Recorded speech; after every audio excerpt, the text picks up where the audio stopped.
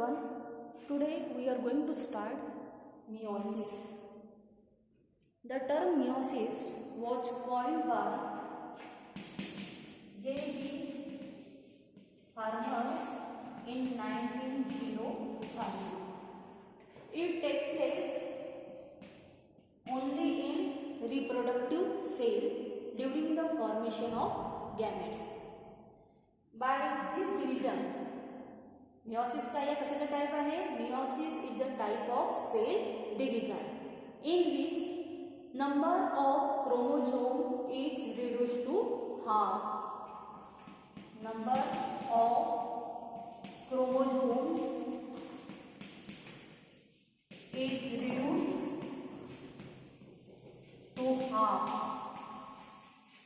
Hence, it is also called reduction division. यालाच काय म्हटलं जाते? meiosis reduction division. पुढचा पॉइंट लक्षात ठेवायचं. meiosis produce 4 haploid daughter cell from diploid parent cell. Parent cell कशी आहे? diploid आहे. twin means diploid. parent cell पासून काय तयार होते? 4 haploid daughter cell. आणि daughter cell कशी आहे? haploid. diploid पासून haploid cell तयार होते. It occur only in diploid cell. meiosis ची प्रोसेस कुठे घडते? diploid cell मध्ये घडून येते. meiosis is of two types. meiosis 1 and meiosis 2. meiosis 1 ला काय म्हटले जाते? First meiotic division and meiosis 2 means second meiotic division. First of all, meiosis first. During first meiotic division, diploid parent cell divided into 2 haploid daughter cell. यामध्ये काय होते? diploid parent cell पासून 2 haploid daughter cell तयार होतात. meiosis 1. meiosis 1 मध्ये पहिल्यांदा कशाचे division घडून येईल? सुरुवातीला कशाचे डिव्हिजन होते? It completed at 2 stage. 2 stage मध्ये कंप्लीट होते. पहिली स्टेज कोणती आहे? कॅरिओकायनेसिस. आणि सेकंड स्टेज कोणती आहे? सायटोकायनेसिस. आधी काय घडून येईल? न्यूक्लियरचे डिव्हिजन घडून येईल आणि नंतर कशाचं डिव्हिजन घडून येईल? सायटोप्लाझमचं डिव्हिजन घडून येईल. meiosis first. यामध्ये सुरुवातीला कशाचं डिव्हिजन घडून येईल? न्यूक्लियसचं. यालाच म्हटलं जाते कॅरिओकायनेसिस. Okay. कॅरिओकायनेसिस first consists of prophase 1, metaphase 1, anaphase 1, and 4th telophase 1. यामध्ये कशाचं डिव्हिजन करून आलं? न्यूक्लियसचं डिव्हिजन. न्यूक्लियसचं डिव्हिजन करून आल्यानंतर कशाचं डिव्हिजन करून येते? सायटोप्लाझमचं डिव्हिजन करून येते. त्यालाच काय म्हटलं जाते? Cytokinesis. Cytokinesis 1. First now start prophase 1. Prophase 1 is the most complicated and longest phase of meiotic division. Prophase first. The prophase 1, the most complicated and longest phase of meiotic division. यामध्ये लक्षात ठेवायचं, it is subdivided into 4 substages. First, leptotene. Second, zygotene. Third, pectine. Fourth, diplotene. And fifth, dikinesis. First of all, leptotene. पहिल्यांदा काय बघायचं आपल्याला? Leptotene.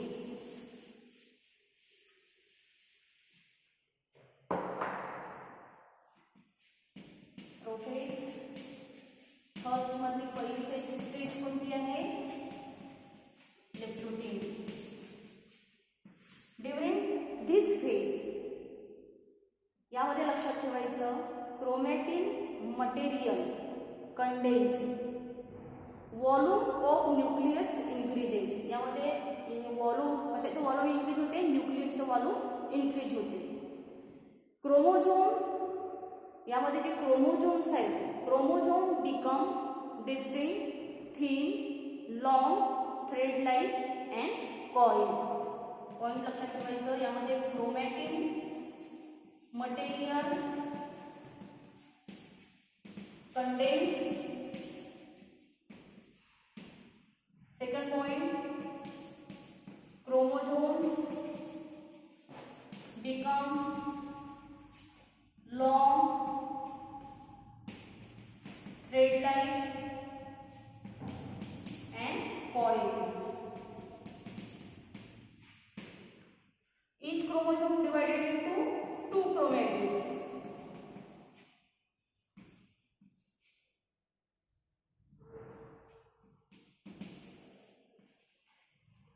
Chromosome divided into 2 chromatids but appear as a single thread. Look at this diagram.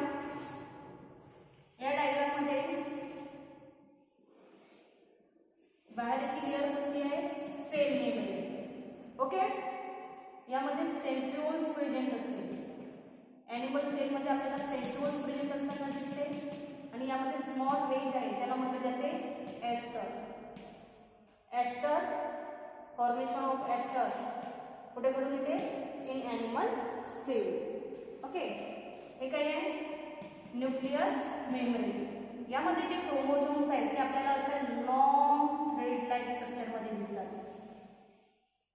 Coil, long, thread like फॉर्ममध्ये अशा प्रकारे आपल्याला chromosomes दिसत असतात.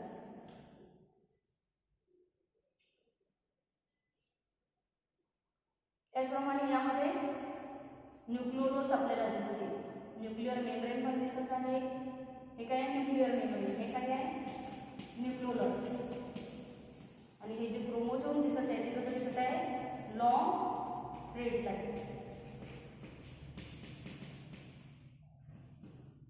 क्रोमोझोम्स. ओके, पहिली स्टेज लक्षात आली न्यूक्लियोटाइड. त्यानंतरचा सेकंड स्टेज आहे झायगोट. Second zygote. यामध्ये पॉइंट लक्षात ठेवायचं. In this phase homologous chromosome begin to pair लेंथवाईज.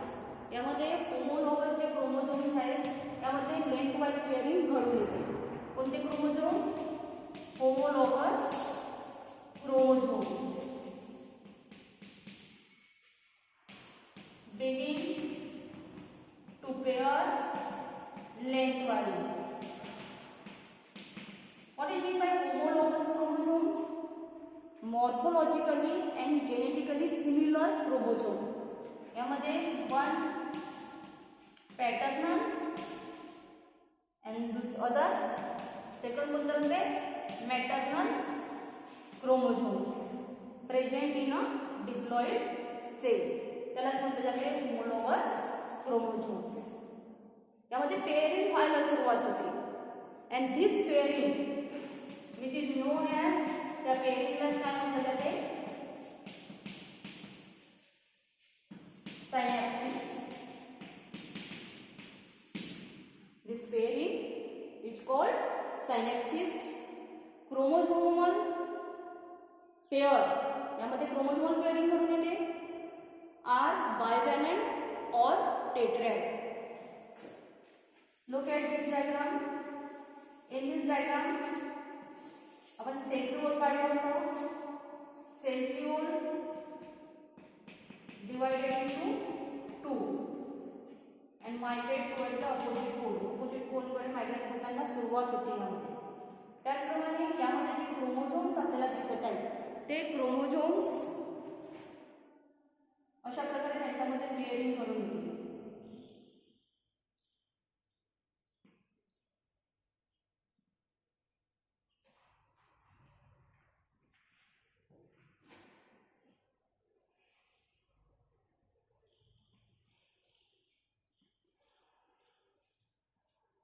Okay, यालाच म्हटलं जाते बायवॅलंट. क्रोमोझोमल पेयर्स आर बायवॅलंट और टेट्रॅड. झायगोटीन लक्षात आलं. त्या पेयरिंगलाच काय म्हटलं जाते? सायनॅप्सिस. पुढची स्टेज आफ्टर झायगोटीन. झायगोटीनची स्टेज झाल्यानंतर पुढची स्टेज कोणती आहे? पॅकायटिन.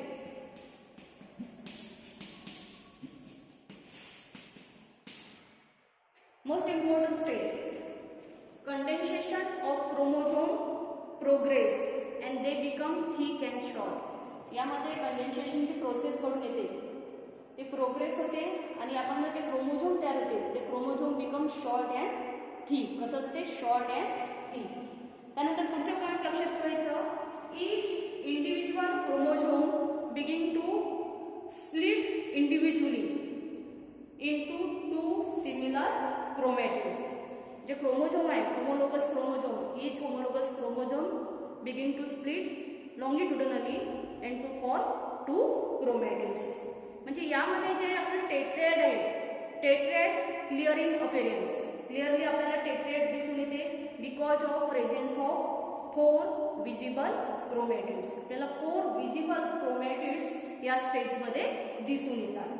त्यानंतर पुढचं पॉईंट लक्षात ठेवायचं, the homologous chromosome of each pair begin to separate from each other. जे होमोलोगस क्रोमोझोम्स आहेत, ज्यामध्ये पेअरिंग घडून येत होती, ते पेअरिंग थोड्या काही सेपरेट होताना आपल्याला दिसते. They do not separate completely. पण कम्प्लिटली सेपरेट होतात का? नाही. They remain attach at one or more point. आपल्याला वन किंवा एकापेक्षा जास्त याच्यामध्ये ते अटॅच असताना दिसतात.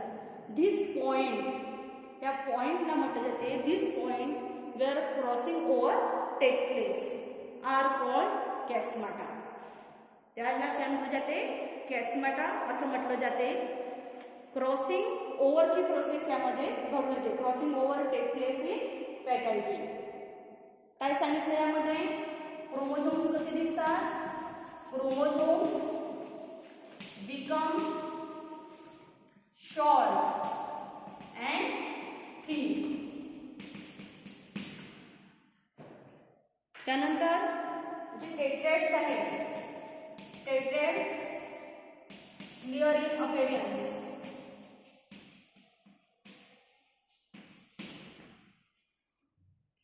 Each homologous pairing, each homologous chromosome of each pair begin to separate but remain not separate completely, attach at a one or more point. Chromosomes आपल्याला attach दिसतात. कसे अटॅच दिसतात? काही पॉइंट मध्ये आपल्याला त्या अटॅच दिसतात. The point where crossing over take place, म्हणजे एकमेकांना अटॅच आहेत, म्हणजे क्रॉसिंग ओव्हरची प्रोसेस त्यामध्ये घडून आलेली आहे. त्यालाच म्हटलं जाते कॅस्माटा. यामध्ये लक्षात ठेवायचं, crossing over take place. Crossing over means, what is mean by crossing over? During this process, crossing over means exchange of genetic material between non-sister chromatid of two chromosomes. Non-sister chromatids of homologous chromosome take place. Crossing over चे meaning लक्षात ठेवायचं, exchange of genetic material between non-sister chromatids of homologous chromosomes. Diagram वरून तुम्हाला ते clearly समजून येईल.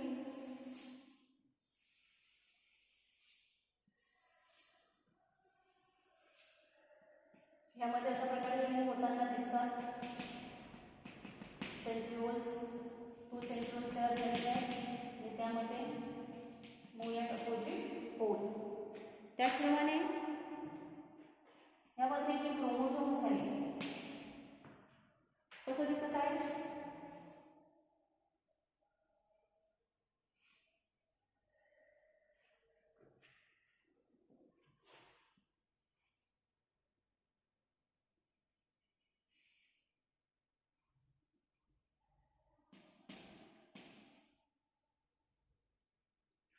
एकमेकांना आपल्याला ती क्रॉसिंग होताना दिसतात.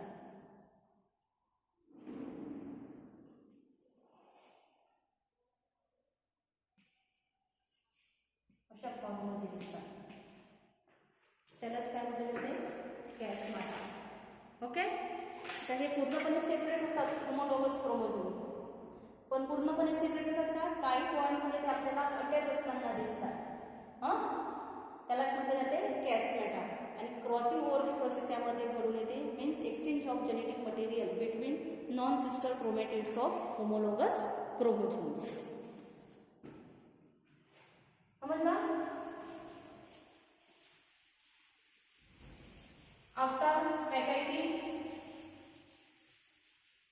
काय घडून येते? डिप्लोटिन प्रोसेस घडून येते. डिप्लोटिन म्हणजे काय होते? Homologous chromosome start repelling each other and begin to separate. यामध्ये जे होमोलॉगस क्रोमोझोम्स आहेत ते एकमेकांपासून सेपरेट व्हायला सुरुवात होते. याच्यामध्ये जे न्यूक्लिअर मेम्ब्रेन आणि न्यूक्लियोलस आहे ते डिसअपियर्ड व्हायला सुरुवात होते. Nucleolus start to disappear, nuclear membrane start to disappear. Okay. आणि यामध्ये जे कॅस्माटा आहे, कॅस्माटा ते आपल्याला क्लिअरली दिसून येते. Formation of chiasmata clearly visible in diplotene.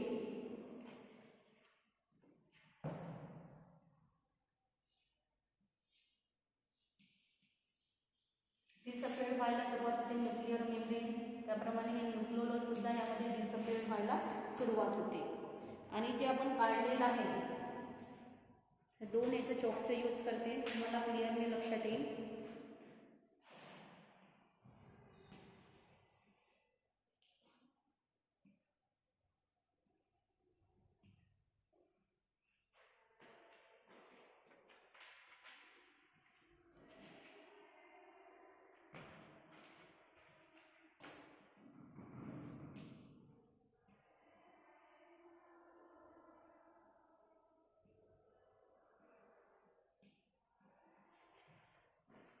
अशा प्रकारची स्टेज यामध्ये घडून येते.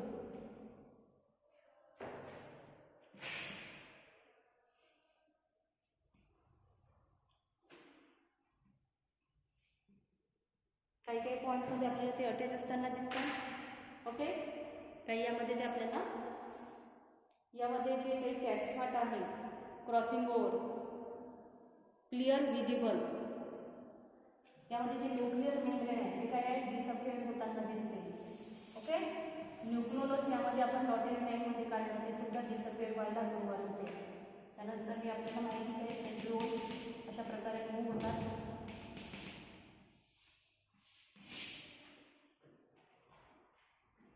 Okay. It involve disappearance of synaptonemal complex and last dikinesis.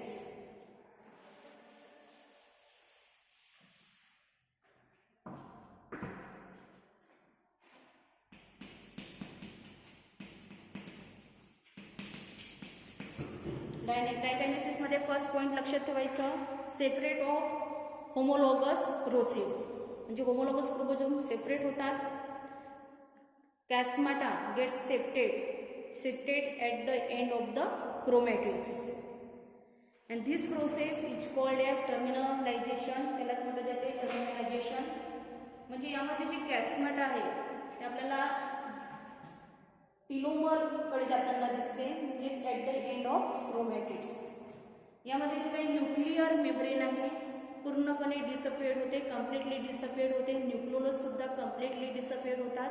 And spindle fibre start to appear in the cytoplasm. Start to appear in the cytoplasm. हे diagram बघा. Nuclear membrane आपल्याला काही दिसणार नाही, पूर्णपणे डिसअपियर होते. न्यूक्लियोलस यामध्ये दिसत नाही. त्याचप्रमाणे अशा प्रकारे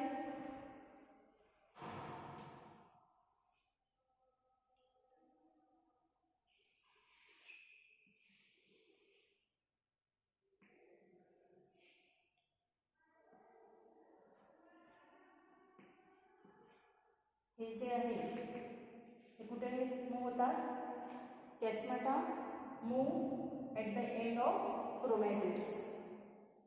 okay, nuclear membrane completely disappear, nucleolus यामध्ये जे न्यूक्लियस असते ते सुद्धा कम्प्लिटली डिसअपिअर होतात. त्याचप्रमाणे यामध्ये स्पिंडल फॉर्मेशन व्हायला सुरुवात होते. Kinetic spindle start to appear in the cytoplasm. लक्षात आलं? कायनेसिस. ओके, प्रोफेज फर्स्ट कशी आहे, most complicated and longest phase of meiotic division. Longest phase आहे. त्यानंतर आपण prophase 1 further subdivided into 5 substages, leptotene, zygotene, pachytene, त्यानंतर डिप्लोटीन अँड डायकायनेसिस. लक्षात आलं? थँक्यू.